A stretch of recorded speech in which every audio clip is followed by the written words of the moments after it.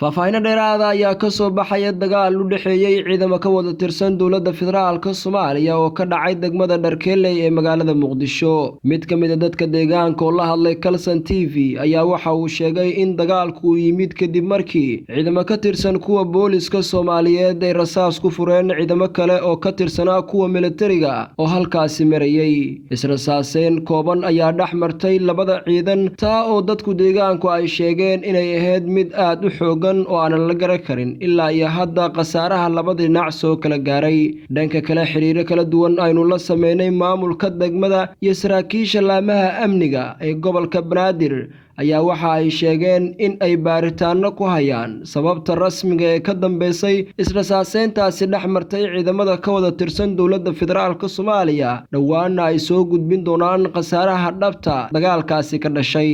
Wararkii ugu dambeeyay ayaa waxa ay sidoo kale sheegayaan in la kala dhaxgalay labadaasi ciidan. Lama oga khasaaraha rasmiga ee ka dhashay dagaalkaasi, maadaama weli ciidamo ka wada tirsan dowladda federaalka Soomaaliya ay goobta ku wada sugan yihiin, kuwa oo u diiday saxaafadda in ay gudaha u soo gasho xaafad ka tirsan degmada Dharkeelle uu dagaalka ka dhacay.